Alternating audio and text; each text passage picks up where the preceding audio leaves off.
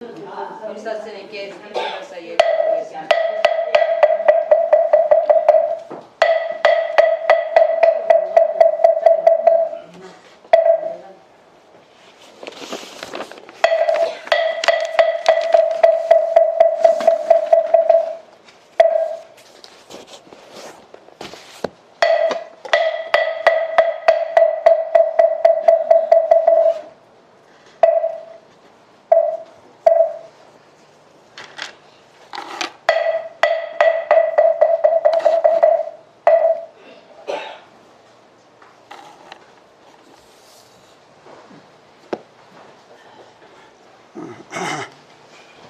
편안히 앉으십시오.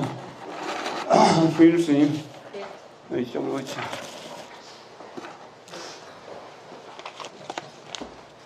한의정사 등 하나 켜고, 이거는 오늘 보사님들 하나씩, 손목에 하나씩 끼워드리세요.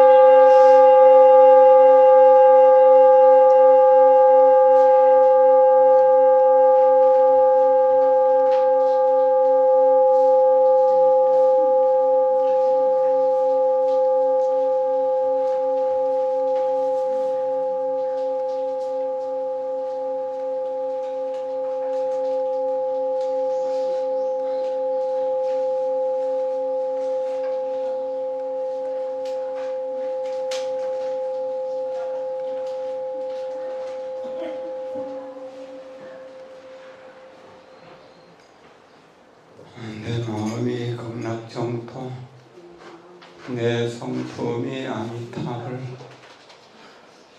내 마음이 극락정토, 내 성품이 아미타불. 내 마음이 극락정토, 내 성품이 아미타불. 여러분 모두를 진심으로 존경하고 사랑합니다. 부처님이 오신 날, 탓에 앞으로 다가온 부처님 오신 날을 생각하면서 부처님이 어떻게 오실까를 생각해 봅니다. 진리에서 오신 분 해가지고 여여한 진리에서 오신 분, 진여의 세계에서 오신 분에서 열애라고 부릅니다.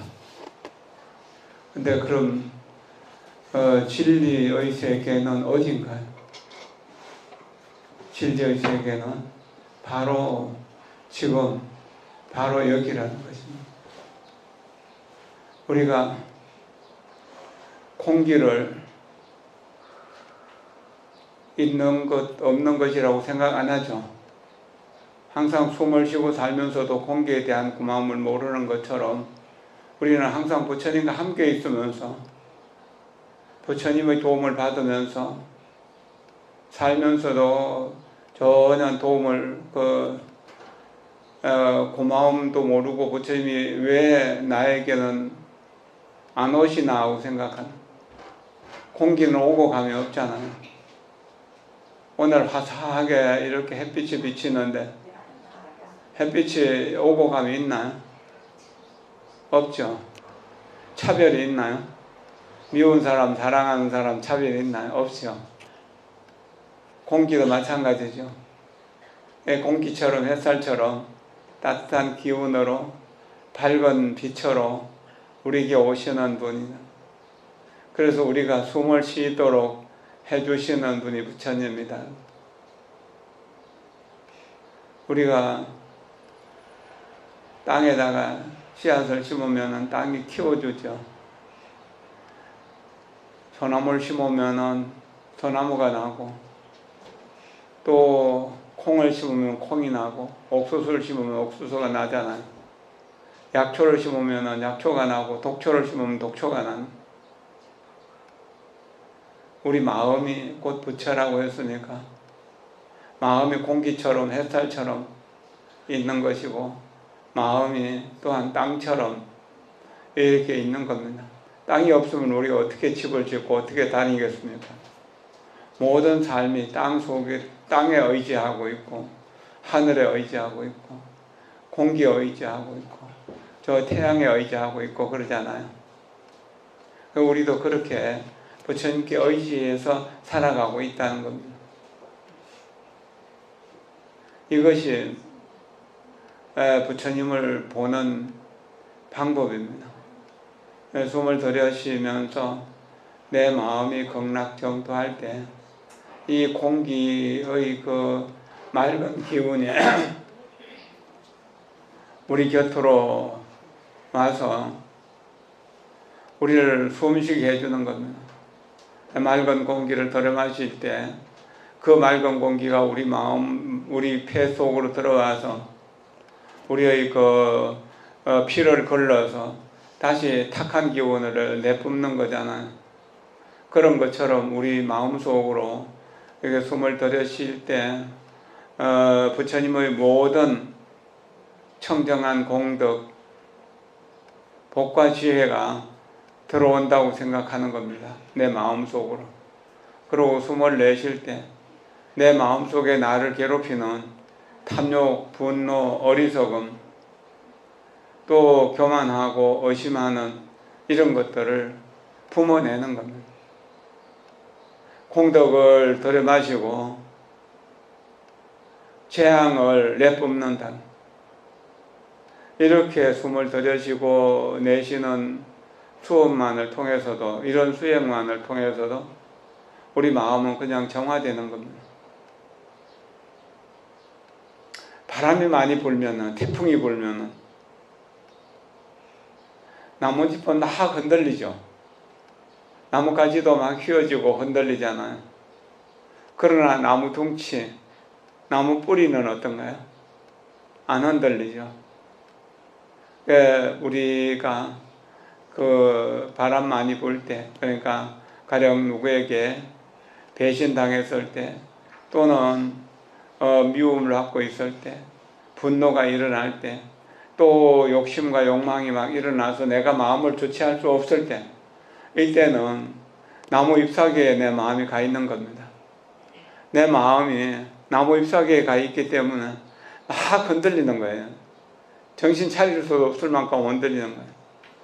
그때 그 마음을 뿌리로 가져오는 것, 둥치로 가져오는 것, 이것이 숨을 들여쉬고 내쉬는 겁니다. 내 마음이 극락정토, 내 성품이 아미타불 하면서 숨을 들여쉬고 내쉬는 이 숨결에 집중하다 보면 어느 순간 내 마음이 편안해지고 내 마음이 고요해지고 안정됨을 느끼게 됩니다. 이거는 돈 들어가는 일도 아니고 힘 들어가는 일도 아니고 시간 걸리는 일도 아니거든. 옳다 그러다 따져봐도 답은 안 나오고요. 맞다 틀리다 따져봐도 답은 안 나오죠. 침묵하는 것이 좋습니다. 천천히 걸으면서 발걸음과 호흡을 관찰하는 것도 좋은 일이고요. 또 고요히 조용한 곳에서 앉아서 호흡을 관찰하는 것도 좋은 일입니다. 우리가 힘들고 어려울 때는 부처님을 만나야 되잖아요. 부처님께 하소연해야 되는데 조용한 곳에서 숨을 들여쉬고 내쉬는 것이 부처님을 만나는 가장 빠른 길이에요. 부처님을 바로 우리 몸과 마음으로 모셔오는 거죠.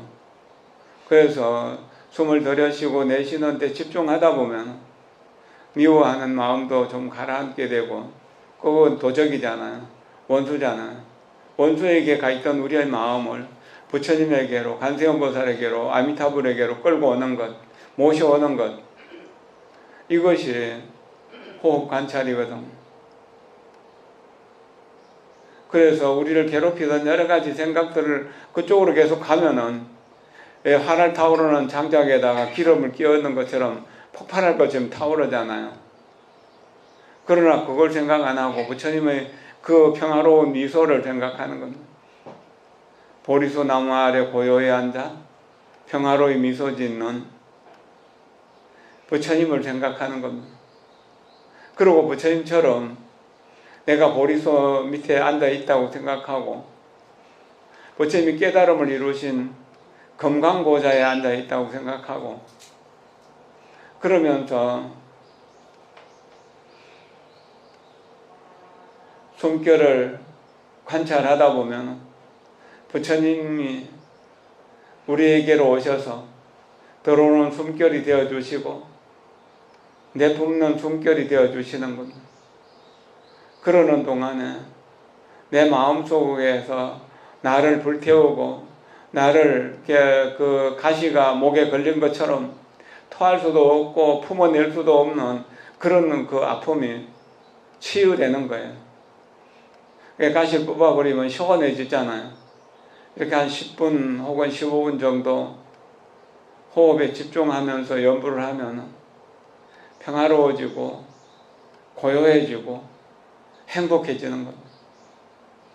숨을 들이쉬면서 미소 짓고 내쉬면서 미소 지을 수 있는 여유가 생기는 겁니다. 깨어있는 마음으로 숨쉬기, 깨어있는 마음으로 걷기, 깨어있는 마음으로 미소 짓기, 이것이 익숙해지면 평소의 일상생활 속에서도 미소 지으면서 호흡을 알아차릴 수 있게 되고 설거지하거나 청소하는 그런 일상생활 속에서 또 시장에 나가는 그 발걸음에서도 운전을 하시는 분은 그 운전하는 그 순간순간 정면을 주시한 속에서도 항상 깨어있음 속에서 고요한 집중을 이루어내기 때문에 교통법규를 어기거나 다치거나 이렇게 할 일이 없다는 겁니다.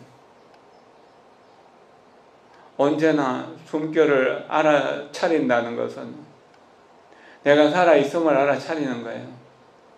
내가 지금 고통스럽다고 하더라도 몸이 병들어가지고 이제 목숨이 끊어질 것 같은 상황이라 하더라도 숨쉬고 있다는 사실은 살아있다는 것이고 살아있는 것은 죽음보다 좀 더 나은 것이잖아요. 공부할 수 있는 시간이 되기 때문에 만약에 돈을 벌어서 돈이 행복하다고 생각하면은 부자들이 다 행복해야 될 것 같은데 부자들도 다 행복하지 못하고 건강한 사람도 갑자기 죽기도 하고 또는 이렇게 이제 그 세상 사람들이 모두 다 그 우러러보는 높은 자리에 대통령이나 이렇게 국회의원이나 장관같이 된 사람들 그런 사람들의 삶을 봐도 평화롭고 고요한 사람들 없죠. 아수라들 같아요. 우리가 아수라가 되기를 원하진 않잖아요. 그러나 고무용이 생각해보면 아수라들도 행복을 원하고 아기들도 행복을 원합니다. 불행을 싫어합니다. 지옥에 더 있는 중생들도 고통을 싫어하고 행복은 좋아해요. 그런데 행복하게 사는 방법을 모르는 거예요. 들여쉬고 내쉬는 숨을 볼 줄 아는, 관찰할 줄 아는 힘이 없어요. 그쪽에 나쁜 습관에 오랫동안 길들여져 있기 때문에 그래요. 그러나 그런 이들, 지옥아기 축생이나 아수라에 있는 이들, 좀 그렇게 사는 사람들 있죠. 남을 어떻게든지 속여 먹으려고 하고 남을 해치려고 하고 거짓말하고 속임수 쓰고 겉모술수로 살려고 하고 하나도 진실이 없는 그런 사람들이라고 하더라도 진정으로 그 옆에 평화롭고 행복한 사람이 있다면 그 사람의 영향을 받게 될 거예요. 향 한 가지를 피우면은 향은 거기서 그 자리에서 타잖아요. 그 향기는 그 방 전체에 미치는 것처럼 아주 고약한 냄새가 날 때 좋은 향을 피우면 그 좋은 향이 고약한 냄새를 좀 씻어주잖아요. 예, 그런 것처럼 세상에 모두 다 고약한 사람들, 못된 사람들만 산다고 이렇게 하면은 우리도 우리에게서 약취가 나게 될 거예요. 그러나 우리는 우리 스스로가 수행을 통해서 향기를 내뿜을 수 있는 그런 마음을 가져야 돼요. 이것이 부처님을 맞이하는 마음이잖아요. 캄캄한 방에 촛불 하나를 켜면 그 촛불 하나가 방 전체를 환하게 밝히잖아요. 그런 것처럼 우리가 부처님을 맞이할 때 우리 스스로가 촛불이 되어서 등불이 되어서 세상 사람들을 밝혀주겠다. 세상의 어두움과 세상에 추워서 외롭고 쓸쓸하게 사는 사람들에게 따뜻한 인정의 온기를 주는 그런 사람이 되겠다고 생각합니다. 그런 마음으로 살아야 된다는 거예요. 그런 마음으로 살다가 보면 자연스럽게 그것이 내 삶의 업이 돼요. 그래서 세상에 우리는 나쁜 업을 지은 사람들은 죄업의 장애로 인해 가지고 악업의 장애로 인해 가지고 여러 가지로 고통을 받게 되지만 선업, 수성한 선업을 가진 사람들은 그러한 그 고통받는 사람들을 치유해 줄 수 있는 능력이 있어요. 모든 사람의 피는 붉고 모든 사람의 눈물은 짜다고 그러죠. 모든 사람은 머리를 하늘로 두고 땅을 밟으면서 살아가잖아요. 그렇게 모든 사람이 다 행복을 원하고 모든 사람이 다 똑같이 불행을 원하지 않는다는 사실을 우리가 이해하고 그것을 공감한다면 나를 해치는 사람, 나를 괴롭히는 사람, 나를 힘들게 하는 사람까지라도 내가 불쌍히 여기면서 그 사람이 나보다 더 행복하기를 염원해야 된다는 겁니다. 나쁜 일은 단순히 나쁜 일이 아니라 그 사람의 어리석음이 움직이는 것입니다. 원래 귀신도 없는데 캄캄한 밤중에 혼자 있으면 귀신이 오는 것 같고 그 귀신 보이고 그러잖아요. 나쁜 짓은 그런 캄캄한 밤중에 밤길을 가고 있는 그러한 외롭고 쓸쓸한 사람, 그 귀신하고 싸우는 모습, 그것이 그 귀신이 씌워가지고 나쁜 짓을 하도록 만드는 겁니다. 그 나쁜 짓을 하도록 만드는 귀신은 바로 탐진치 삼독이라고 합니다. 삼독의 귀신에 쓰여 있는 거예요. 그래서 정신을 못 차리는 사람이니까 정신병자를 불쌍하게 여기는 것처럼 우리는 그 나쁜 사람들을 불쌍하게 여겨야 돼요. 그래서 내가 지은 공덕을 그 사람들에게 나눠줄 수 있어야 돼요. 쉬운 일은 아니겠죠. 그러나 매일매일 우리가 호흡을 관찰하면 그러한 힘이 조금씩이라도 생겨요. 우리 마음이 활을 타오르는 용광로 속에 앉아 있는 것 같고, 또는 아주 날카로운 그 창이나 바늘을 가지고 온 몸을 쑤시는 것 같은, 앉을 수도 좀 누울 수도 없는, 앉아서도 괴롭고 누워서도 괴롭고 뭐 어딜 가도 괴롭고 누굴 만나도 괴로운 그런 때가 있잖아요. 이럴 때도 우리가 호흡을 관찰하다 보면 그러한 그 고통스러움에 조금씩 편안해짐을 느끼게 되고, 또 지금 나쁜 일을 하고 있는 사람, 남의 비난을 받고 남의 어떤 그 저주를 받는 사람들도 역시 그런 사람들이라고 생각하면 그 사람들을 치유해 주겠다는 마음이 생기는 겁니다. 연민심이라고. 아무리 도둑놈이라고 하고 강도라고 하고 못된 놈이라고 하더라도 이렇게 도둑질 해가지고 그 경찰에게 쫓겨가는 그런 위급한 상황이라고 하더라도 아이가 물가에서 빠질 것 같으면 안전한 곳으로 옮겨놓고 도망을 간다고 해요. 불쌍히 여기는 마음을 도둑놈도 가지고 있다는 겁니다. 우리는 이런 것을 보면서 맹자님이 우리의 성품은 선하다고 그렇게 말씀하셨던 겁니다. 그러나 우리가 나쁜 습관에 젖어들어 버리면 술을 잔뜩 마시면은 술에 취한 사람은 정신을 못 차리는 것처럼 마약에 중독되어 버리면은 정신을 제대로 못 차리는 것처럼 그렇게 살아가는 것이 탐진치에 오염되어 있는 것이다. 우리는 매일매일 기도한다는 것은 그렇게 취해 있던 우리가 맑은 기운을 마시면서 깨어나는 겁니다. 깨어나면 부처님이고 깨어나지 못하면 마귀가 되는 거예요. 우리는 마귀로 살고 싶습니까? 부처로 살고 싶습니까? 누구나 다 부처로 살고 싶고 부처가 될 수 있는 거예요. 정말 미친 사람처럼 사람이 어떻게 저럴 수가 있는가? 평소에 점잖고 그런 사람들이 모소리를 하면서 깨끗하고 더러움을 가릴 줄 모르면 아무 데서나 소변 보고, 요즘 그런 사람들이 좀 없지만 옛날에는 들었었잖아. 길거리에서 누워 자기도 하고 뭐 그러다 죽기도 하고. 그런 사람들을 보면 그 사람들이 불쌍하다고 여겨야 되는 거예요. 누구를 지극히 미워하는 마음도 내 마음이고 누구를 지극히 사랑하던 마음도 결국 내 마음이죠.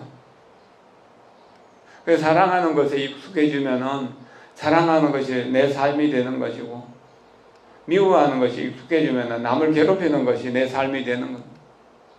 근데 남을 괴롭힐 때 남이 괴로운가요? 남을 괴롭히기 전에 내가 먼저 괴로운 것이다. 내가 먼저 더 괴로운 거 아니던가요?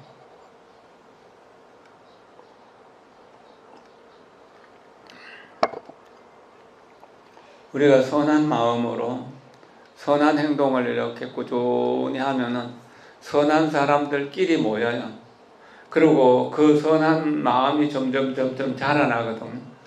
그럼 선한 마음을 가진 사람들은 선한 말을 하고 말도 선하게 되고 행동도 선하게 되잖아요. 그럼 그 선하게 말하고 선하게 행동하는 사람들, 선하게 살아가는 사람들, 바르게 사는 사람들, 그런 사람들의 자치는 복과 덕이 자연스럽게 쌓이게 돼요. 복과 덕이 쌓이게 되면은 삶이 여유로워져요. 돈을 많이 가지지 못하더라도, 몸이 건강하지 못하더라도 평화로운 겁니다. 그게 이제 곧 죽음의 순간까지 온다고 하더라도 그냥 죽음을 뜻했으니까 내가 죽음을 맞이하죠. 삶을 최선을 다해서 선하고 바르게 살았으니까 죽음도 선하고 바르게 죽는 겁니다.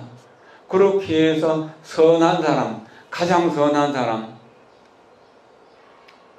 복된 사람, 가장 복된 사람, 이런 사람들은 선건과 복덕이 있는 사람이라고.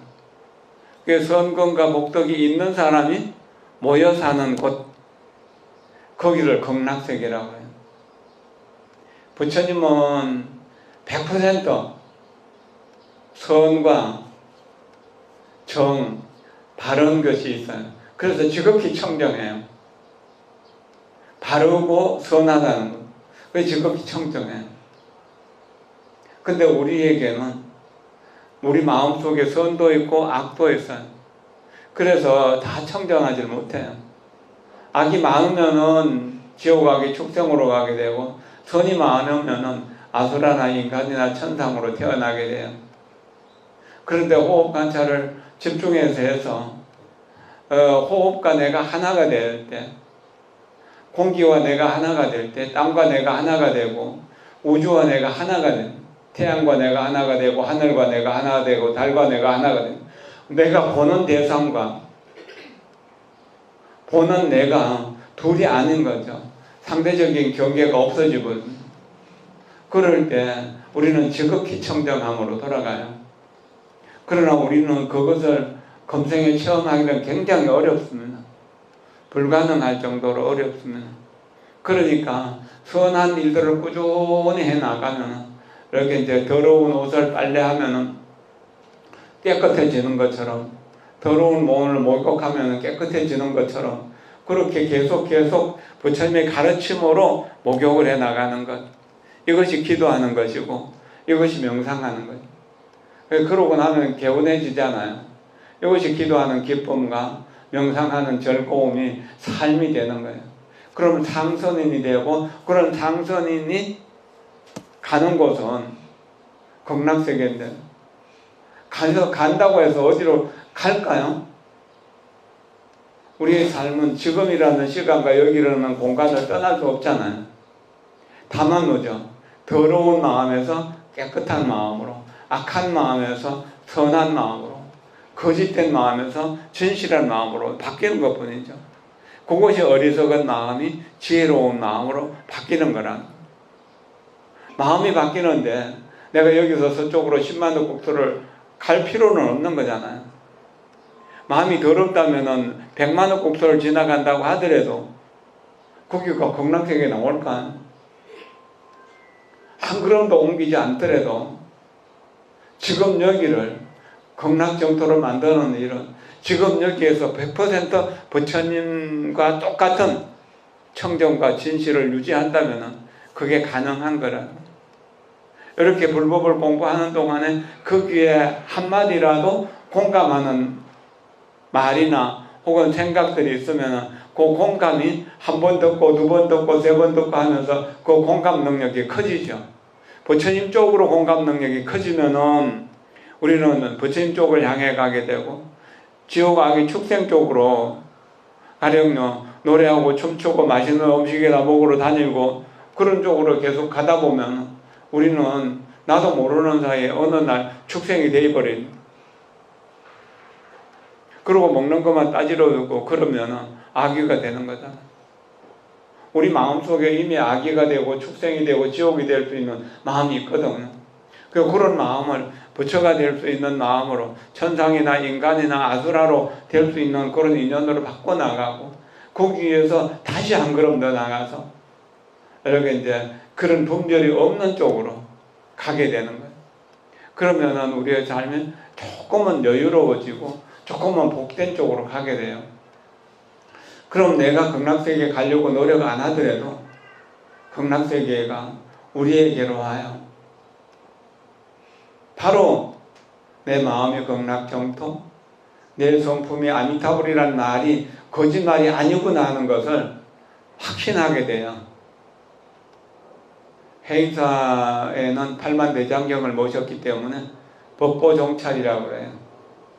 법보종찰의 일주문에는 그 일주문 주련어로 역천겁이 불고 거만세의 장검이라는 그런 글귀가 써여져 있어요.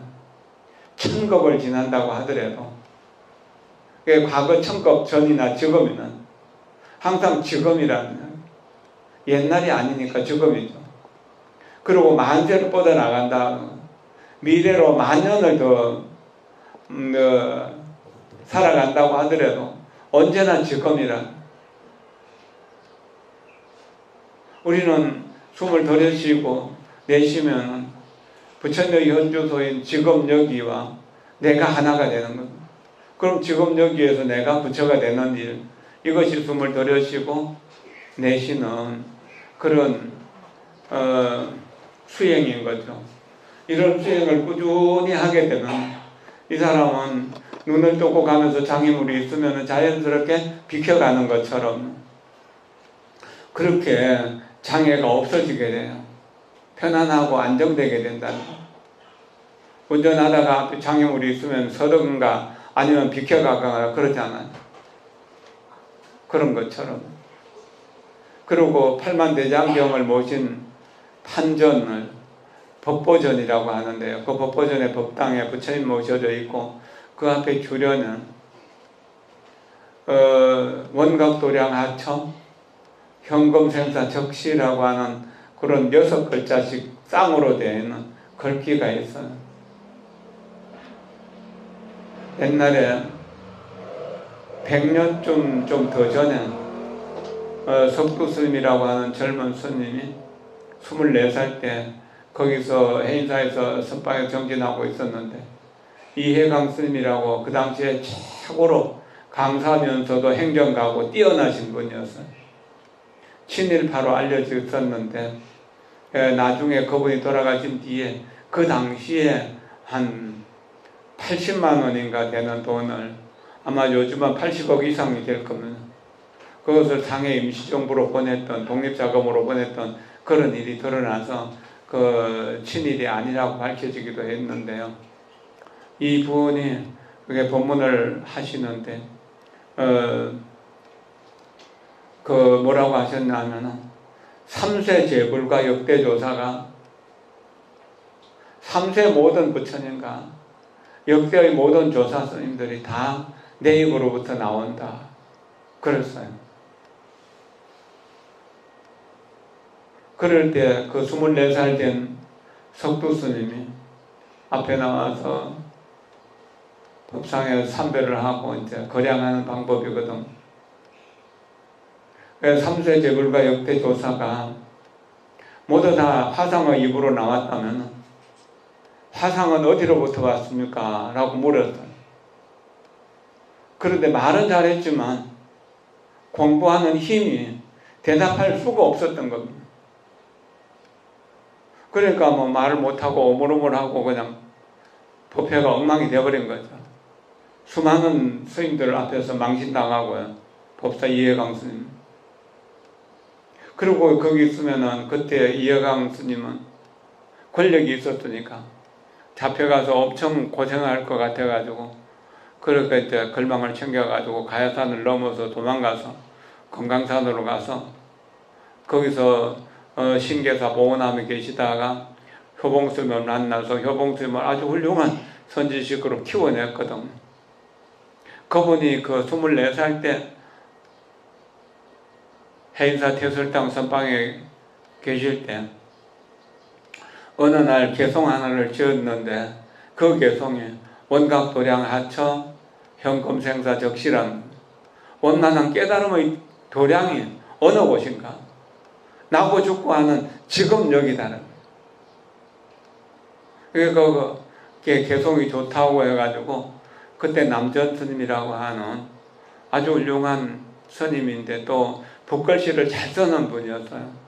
그 남전 스님이 제자가 강석조 스님인데, 그 강석조 스님도 또 글씨를 아주 많이 잘 쓰셨거든.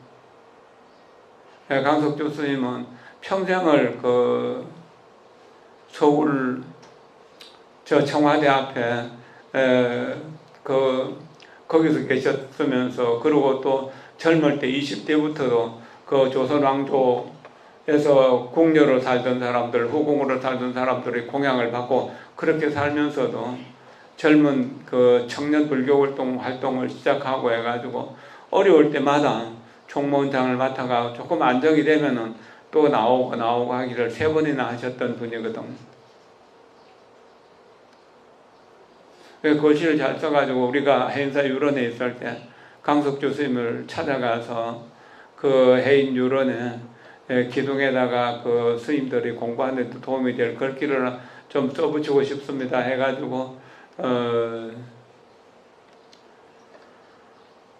그렇게 이제 그 개송을 하나 받아와서 입지계라고 하는 것과 참회계를 받아와서 거기다가 이제 그 써붙이고 그 새겨서 붙이기도 하고, 또 그 통도사 벽안노 스님 찾아가서 해인유런이라는 현판 글씨 받아가지고 또 새기기도 하고 그랬었거든요.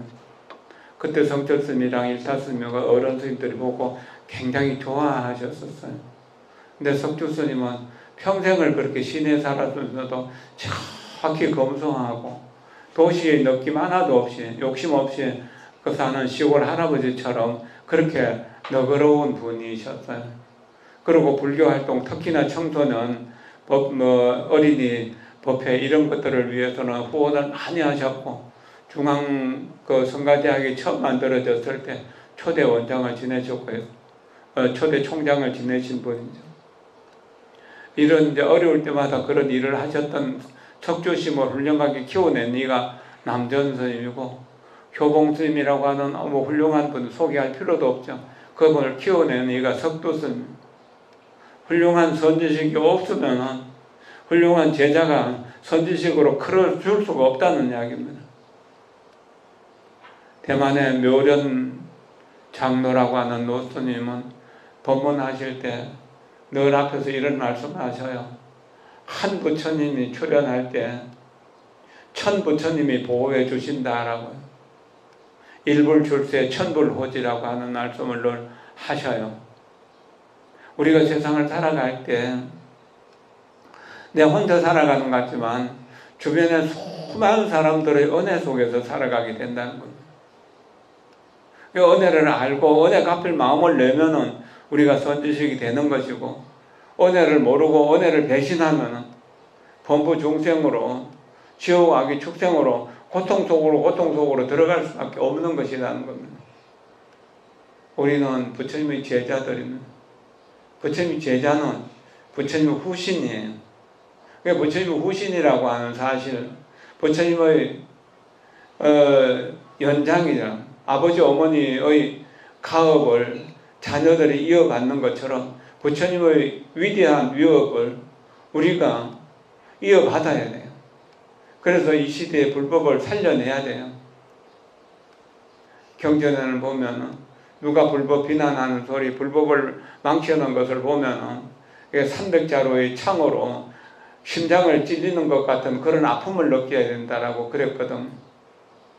지금 코로나 이후로 불법이 점점 세잔해가고, 또 우리나라가 부자가 되면서 출가하는 사람들이 급격하게 줄어가지고, 이제 불교의 위세는 점점 약해지고, 또 기독교나 천주교는 더한 그런 종교의 어떤 소멸 시대를 살아가고 있는데, 종교가 없어진다는 것은 뭡니까? 사람이 어쩌면은 축생화되어 간다는, 악의화되어 간다는, 오직 돈만을 좋아하면 악의가 되고, 돈을 취하기 위해서 싸움만 한다면은 축생이나 악의와 못 다를 바가 있겠습니까?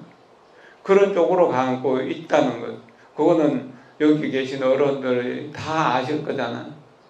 그런 걸 생각하면서 부처님의 마음으로서 우리 마음을 담고, 서성 선지식의 가르침으로 내 생각을 삼아서 우리의 삶을 조금 더 건전한 쪽으로, 바른 쪽으로, 청정한 쪽으로, 진실한 쪽으로, 지혜로운 쪽으로 그렇게 살아야만 복되게 살게 되고 자비롭게 살게 되는 것이거든.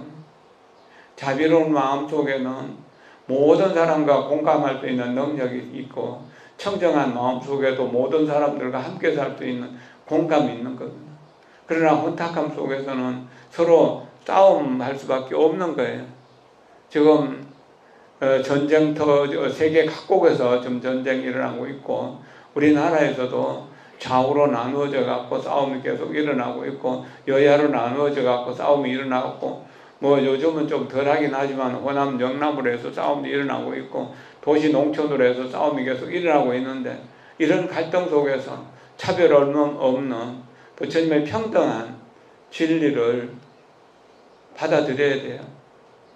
숨을 들여쉬면서 내 마음이 극락정토, 내쉬면서 내 성품이 아미타불, 내 마음이 극락정토, 내 성품이 아미타불, 내 마음이 극락정토, 내 성품이 아미타불. 이렇게 하시든지, 항상 아미타불을 부르시든지, 관세음보살을 부르시든지, 지장보살이나 문수보살이나 서가모니분이나 어떤 불보살을 부르든 그 불보살의 명호가 내 삶의 중심이 되도록 하고, 그분의 가르침에 내 삶을 이끌어주는 등불이 될 수 있도록 그렇게 살아야 된다는 겁니다. 이것이 부처님 오신 날을 맞이하는 우리들의 마음 자세일 겁니다. 그리고 우리들을 괴롭히는 적이라고 하는 사람, 원수라고 하는 사람이 바로 서성이라고 생각해야 돼요. 그 사람들이 아니면은 내가 참고 견디는 지혜를 배울 수가 없었기 때문에 그렇습니다.